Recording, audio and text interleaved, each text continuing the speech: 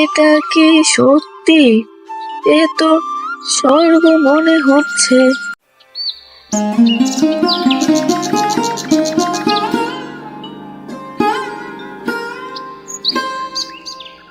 মা, আজ অনেক দূর হাঁটতে হয়েছিল।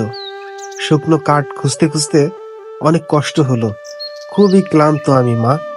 তুই তো সারাদিন কিছুই খাস না, রোদে ধোয়ায় নিজেকে পোড়াস। আর আমি তো কিছুই করতে পারি না এখন। তুমি আছো বলেই তো আমি সব সহ্য করতে পারি, মা।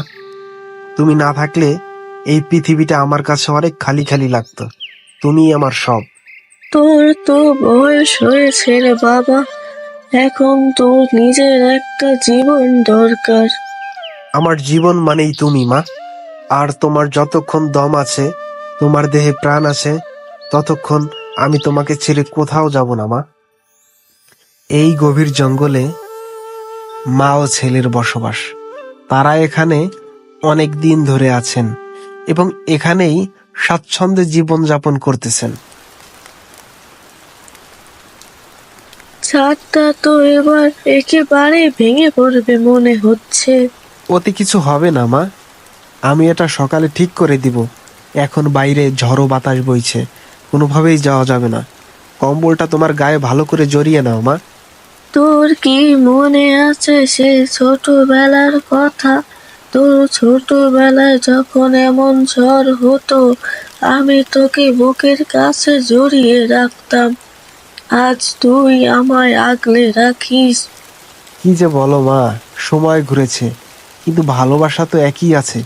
আর আমার ভালোবাসা তোমার জন্য এমনই থাকবে।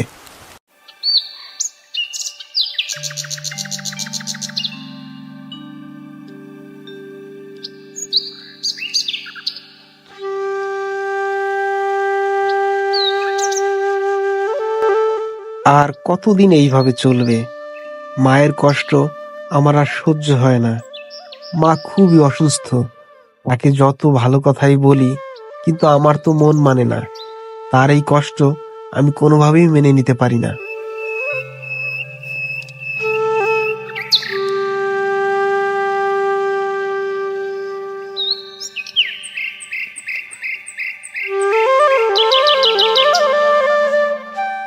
আরিয়ান, তুমি যেভাবে তোমার মাকে ভালোবাসো, সেটা এই পৃথিবীতে বিরল। আপনি কে? আপনি কে? সত্যিই আপনি পরী? হ্যাঁ, আমি আলোকবাণী। যারা নিঃস্ব হয়েও হৃদয় ধনী, তাদের আমি সাহায্য করতে আসি। তাই বুঝি? তাহলে তো আমাদের জন্য খুবই ভালো হয়, এবং আমি আমার মায়ের জন্য তোমার কাছে কিছু চাইবো, যদি তুমি দিতে পারো।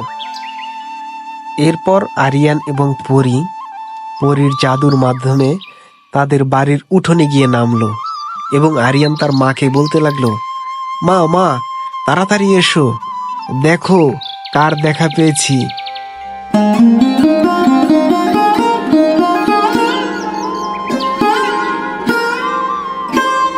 কি হলো রে বাবা, তুই এত উত্তেজিত কেন? এটা কি স্বপ্ন?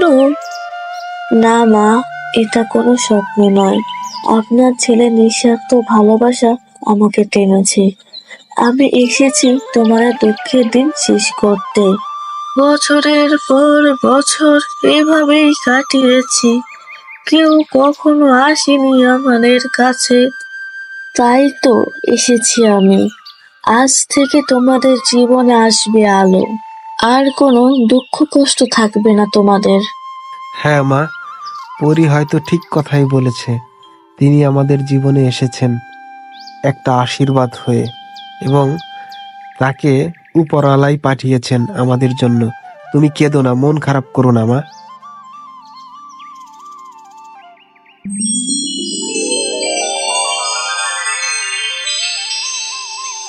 এটা কি সত্যি? এ তো স্বর্গ মনে হচ্ছে। দেখো, মা, আমাদের বাড়ি এবং সবকিছু কিভাবে পরিবর্তন হয়ে গেল। এই আশ্রয়, এই শান্তি, সবই তোমাদের প্রাপ্য ছিল। তোমাদের মনের শক্তি ছিল এই জাদুর চাবিকাঠি। আমি কখনোই ভাবতে পারিনি আমার শেষ বয়সে এমন আশীর্বাদ পাবো। তোর জন্যই আজ আমি মরার আগে আবার বাঁচতে শিখলাম। আমাদের কষ্টের দিন এখানেই সমাপ্ত। আমাদের আর কষ্টে কখনোই থাকতে হবে না মা। তুমি আমার প্রাণের মা। তোমার মুখে হাসি দেখে আমার কলিজাটা অনেক বড় হয়ে গেছে মা। তোমার হাসি দেখলে আমি খুব সুখ পাই, আমি খুব শান্তি পাই। আমি এখন চলি, কিন্তু মনে রেখো, ভালোবাসা আর ত্যাগ কখনোই বৃথা যায় না। আসলে আপনাকে যে কি বলে ধন্যবাদ দিব আমার কিছুই জানা নেই।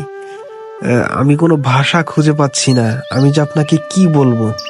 তুমি যে আমাদের শান্তি দিয়ে গেলে সেটা কোনো দিন ভুলতে পারবো না। যদি কোনো দিন আবার দরকার পড়ে মন থেকে ডেকো, আমি আবার আসবো। এবার চলি তাহলে, ভালো থেকো তোমরা।